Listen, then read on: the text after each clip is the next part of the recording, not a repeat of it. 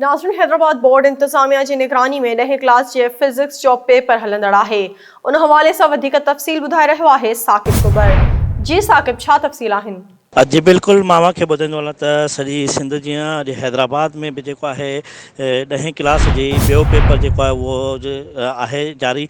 ऐं अॼु जेको आहे उहो फिज़िक्स जो पेपर जेको आहे उहो हलंदड़ आहे। ऐं मां तव्हांखे ॿुधाईंदो हलां त बोर्ड इंतिज़ामिया पारां पेपर शुरू थियण खां पहिरियों इहो चयो वियो हो त जॾहिं पेपर शुरू थींदा त उन दौरान जेको आहे 144 कलम लागू हूंदो ऐं 46 जूं मशीनूं जेके आहिनि उहे पेपरनि जे दौरान जेके आहिनि मुकमल तौर ते बंदि रहंदियूं। ऐं उन खां अलावा मां तव्हांखे इहो ॿुधाईंदो आहियां त हिन वक़्तु हैदराबाद जे मुख्य इलाइक़े में जेके आहिनि पेपर्स सेंटरनि जे ॿाहिरां जेके आहिनि कुझु मशीनूं जेके आहिनि उहे खुलियल असांखे नज़र आयूं। पर सिक्योरिटी जे हवाले सां जे असां ॻाल्हि ॿोल कयूं त सिक्योरिटी जा इंतिज़ामात जेके आहिनि उहे सख़्तु हुया, पर पुलिस एहलकार बि सेंटरनि जे ॿाहिरां मौजूदु हुआ। ऐं स्कूल जी इंतिज़ामिया या जिते सेंट्रल लॻाए विया हुआ उते सेंटरनि जे जेका इंतिज़ामिया हुई उहा जेका ॿारनि जी जेका सख़्तु चेकिंग करण बाद जेको आहे उन्हनि खे संदनि पेपर में छॾे पई। ऐं उहो जेकी मोबाइलूं उते ज़ब्त करे ऐं बाद में उन्हनि खे जेको आहे पेपर में वेहण जी इजाज़त ॾिनी पई। मां तव्हांखे ॿुधाईंदो हलां त 10वीं क्लास जा पेपर जेके आहिनि उहे 15 तारीख़ ताईं जेके आहिनि उहे जारी रहंदा, जंहिंखां बाद में जेको आहे